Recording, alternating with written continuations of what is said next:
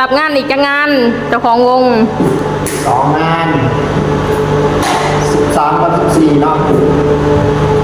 จองไว้แล้วเนาะมื้อนี้สิมาเฮ็ดหยังมื้อนี้มาเปิดเบิ่งเซ็ตพร้อมๆกันเดี๋ยวมื้ออื่นเตรียมตัวไปแล้ว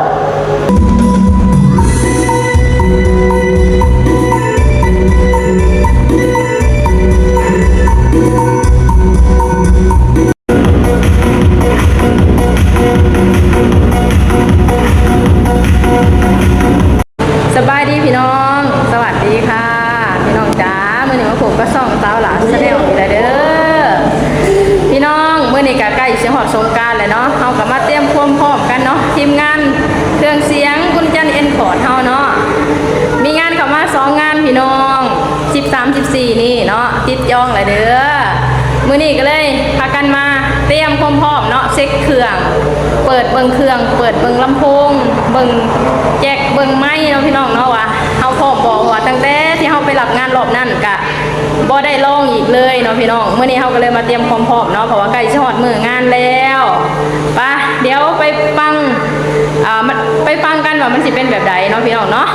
ยังสิเสียงดังคือเก่าบ่เนาะพี่น้องก็ขอบคุณเจ้าภาพหลายๆเนาะที่แบบไว้ใจทางทีมงานญาติเอ็นขอเฮามาเนาะพี่น้องเนาะมาพี่น้องใกล้ฮอดสงกรานต์แล้วเนาะเดี๋ยวเฮามาลองเครื่องเสียงกันเนาะพี่น้องนี่พอไปติกะสิเตรียมความพร้อมเนาะลองเครื่องเสียงเปิดเบิ่งเครื่องเสียงเช็คเบิ่งความพร้อมว่ามีตู้ตัวใดบ่ดังบ่มีแจกตัวใดขาดบ่ไม่ได้บ่เนาะพี่น้องเพราะว่า13 14นี่เครื่องเสียงไทยเรามีงานอีกแล้วมาดูกันเลยมาฟังเสียงกันเนาะพี่น้องว่าสิเป็นแบบใดเนาะเพราะว่าเฮามีงานเข้ามา13 14นี่เนาะพี่น้องสงกรานต์กับบริยุทธ์เด้อสงกรานต์เฮาก็รับงานปกติเนาะปีนี้ก็ได้มาอีก2 งานเนาะพี่น้องรอบนี้นะเฉพาะเดือนเมษาได้มาอีก2 งาน13 14 15ว่างจ้าใครสนใจก็ติดต่อมาได้เด้อตอนนี้พอพิตตี้กะกำลังเตรียมพร้อมเนาะพี่น้องเสียบแจ็คมาเปิดเบิ่งกันมาเช็คเบิ่งว่าพร้อมมันพร้อมหรือยังค่ะนะเวลานั้นเขาจังบ่แบบบ่ยากค่ะนะ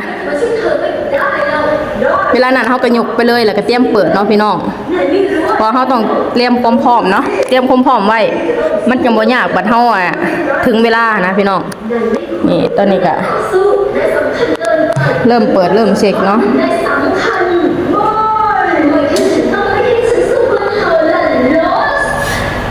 เมื่อนี่ก็เป็นวันที่10 11อ่ะดิพี่น้องอีก2 มื้อเนาะเฮาก็สิไปรับงานแล้ว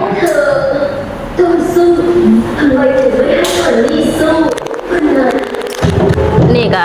เป็นตู้แจกเนาะรวมเครื่องปรุงทั้งเบิดอยู่ในนี่ก็สิมี power 1 หน่วยเนาะ 1,500 วัตต์แล้วก็มีคอร์สมีเครื่องปรุงทุกอย่างเนาะตลาดก็ว่าบ่ถูกดอกแล้วก็มีมิกเซอร์ว่ามันมิกเซอร์ดอกมิกเซอร์มีไม้เนาะพี่น้องทุกสิ่งทุกอย่างเนี่ยก็คืออินพอร์ตมาจากประเทศไทย 100% เนาะพี่น้องเนาะนี่รวมทั้งก้างแหลมแล้วก็ตู้เบสเนาะพี่น้องก้างแหลมแล้วก็ตู้เบสนี่ก็มาจากอุบลมิวสิกบ่เขาสั่งมาจากเพจใดอุบลมิวสิกเนาะพี่น้องเนาะสั่งมาจากเพจอุบลมิวสิกเนาะพี่น้องตู้เบสเนี่ยก็2 สูตรเนาะแผ่นดินไหวกับเทอร์โบเนาะพี่น้องเป็นยังคือสั่งตู้2 สูตรกับสลากก็เคยเล่าไปแล้วเนาะว่าตอนแรกหาทางสั่งมาสูตร1ก่อนที่แรกว่าคิดว่าสิเอามาเปิดฟังในเฮือนเล็กๆน้อยๆเนาะพอผ่านไปสักพักก็เลยว่าเกิดมีความคิดว่าอยากได้เป็น4x4เนาะก็เลยสั่งเพิ่นไปอีกรอบหนึ่งแต่ว่าสูตรแผ่นดินไหวบ่เจ้าสั่งมาตอนแรกสูตรแผ่นดินไหวค่ะเขา เขาเจ้าขายไปเบิดเนาะแล้วมันถึงเวลาที่เสาหลาใกล้สิกลับบ้านแล้วมันบ่พอเนาะพี่น้องมันเหลือแต่สูตรเทอร์โบเนาะพอแพตตี้ก็เลยว่าโอเคสั่นกะเอาเทอร์โบมาใส่กันเนาะพี่น้องมาแดบใส่กันเลยแต่กะมันก็ไปนำกันได้เด้พี่น้องถ้างั้นลูกค้าเพิ่นก็บอกว่าม่วนเนาะก็ติดใจเนาะพี่น้องนี่ส่วนนั้นกลางแหลมก็เป็นของอุบลมิวสิกคือเก่าเนาะพี่น้องเนาะเป็นบริษัทเดียวกันเลยเครื่องเสียงพอแพตตี้นี่สิมีของอุบลมิวสิกแล้วก็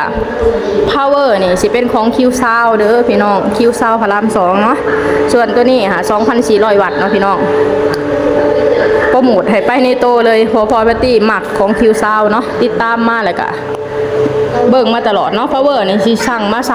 3ลูกเนาะ3แท่นแต่ว่าอีกแท่นหนึ่งน่ะได้ขายออกไปเนาะพี่น้อง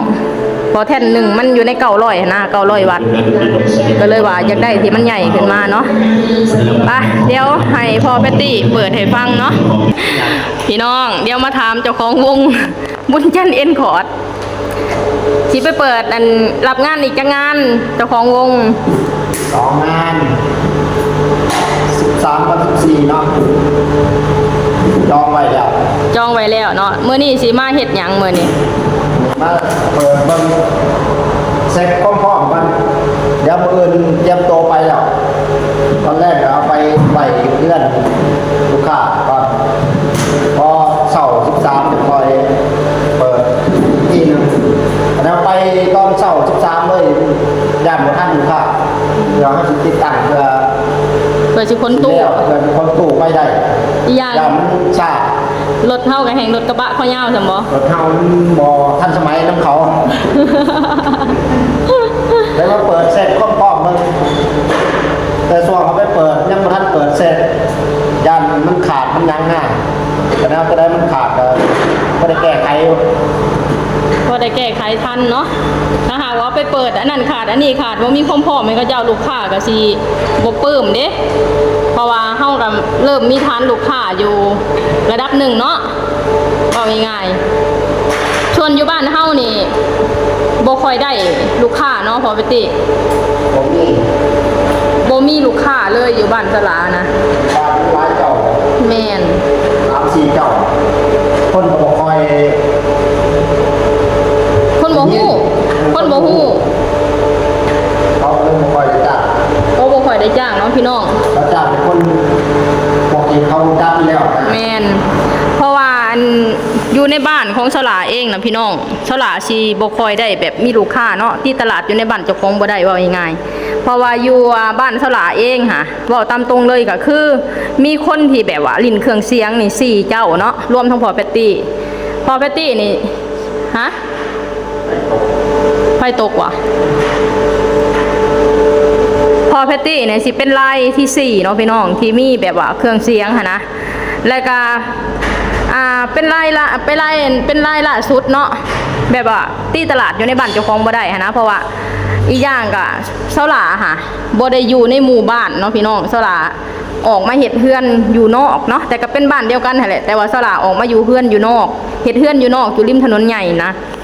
แบบว่าเขาเจ้ากับบ่ค่อยได้ยินเสียงพอบันไดหั่นนะแล้วก็บวกกับว่าเขาเจ้ามียังเขาเจ้ามีค้าประจำอยู่แล้วหั่นนะก็เลยแบบว่าเสาหลาตีตลาดบ่ได้อยู่บ้านตัวเองเนาะแต่ส่วนหลายก็สิไปตีตลาดได้อยู่บ้านคนอื่นเนาะพี่น้องแต่ก็ค่อยเป็นค่อยไปเนาะส่วนเรื่องราคาเสาหลาก็รับอยู่ในงานละ1 ล้านกีบเนาะถ้าหากว่าคิดเป็นเงินบาทก็ 1,500 บาทเนาะพี่น้องก็คือเริ่มเปิดจังโมงไอ้เจ้าเริ่มเปิดจังโมง 1,500 บาทนี่เปิด8 โมง5 โมงแรก8 โมงหา6มะเร็งก็คือว่า8 ชั่วโมงเนาะมีกำหนดเนาะพี่น้องว่าสลา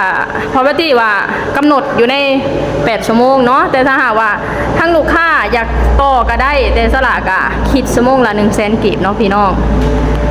ทาง FC ก็บอกว่าสลาคือคิดราคาถูกแท้คือบ่เอาแพงกว่านี้แน่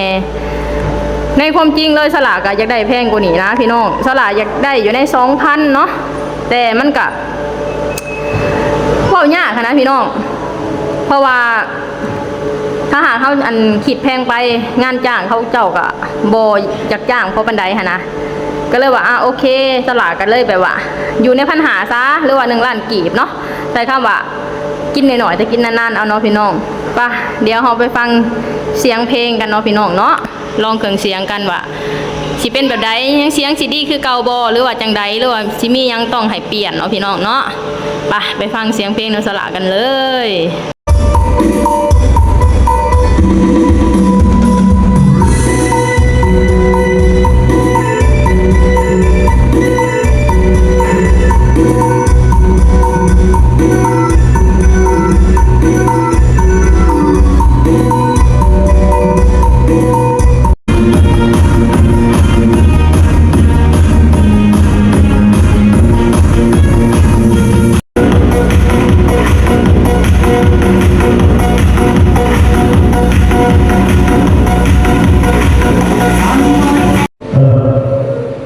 ยังเราจะว่าไงว่าแล้วพอแล้ว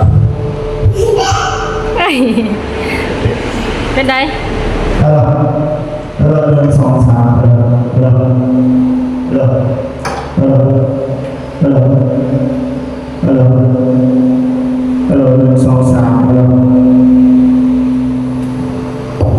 เป็นไดดังเบิดบ่ไม่ถือว่าทุกสิ่งทุกอย่างอยู่ในปกติแม่นบ่ปกติเนาะพี่น้องไม่กระดังเครื่องเสียงกับปกติเนาะพี่น้องแจกลำโพงต่างๆนานาใส่ได้เนาะ 1 2 3